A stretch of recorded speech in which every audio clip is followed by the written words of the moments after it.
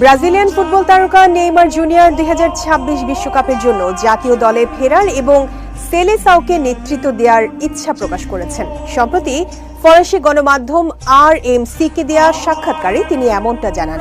Club ফুটবলের পাশাপাশি নেইমারের প্রধান লক্ষ্য 2026 বিশ্বকাপ। RMC-কে নেইমার জানান, বিশ্বকাপ প্রতিটি খেলোয়াড়ের স্বপ্ন। তিনি বলেন, আমি 3টি বিশ্বকাপ খেলেছি এবং চতুর্থবারের মতো খেলতে চাই। এখন আমাকে ফিটনেস ফিরে পেতে হবে এবং ভালো প্রস্তুতি নিতে হবে। ইতিমধ্যেই নেইমার বিশ্বকাপে 13 ম্যাচে 8 গোল এবং 4টি অ্যাসিস্ট করেছেন। তবে এবার তার বিশ্বকাপ যাত্রা চ্যালেঞ্জে পরিপূর্ণ।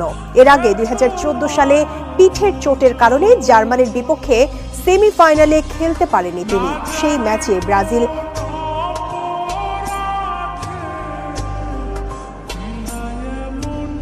1-7 গোলে বিধ্বস্ত হয় জার্মানির কাছে। এছাড়া 2018 বিশ্বকাপে বেলজিয়ামের বিপক্ষে কোয়ার্টার ফাইনাল থেকেও বিদায় নিতে হয় সেলেসাওদের। সবশেষ 2022 বিশ্বকাপে ক্রোয়েশিয়ার কাছে টাই ব্রেকারে হেরে নেইমারের স্বপ্ন ভেঙে যায়। ফুটবল ইতিহাসে এক অসাধারণ প্রতিভা হিসেবে পরিচিত নেইমার সান্তোস, বার্সেলোনা এবং প্যারিস সেন্ট জার্মেইতে তার উজ্জ্বল ক্যারিয়ার ফুটবল প্রেমীদের মুগ্ধ করেছে।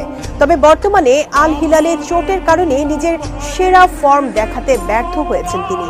সম্প্রতি হ্যামস্ট্রিং ইনজুরির পর পুনর্বাসন প্রক্রিয়ায় আছেন নেইমার। তবে শিগগিরই মাঠে ফিরবে ফুটবলের এই উজ্জ্বল নক্ষত্র, এমনটাই প্রত্যাশা নেইমার ভক্ত এবং ফুটবল প্রেমীদের।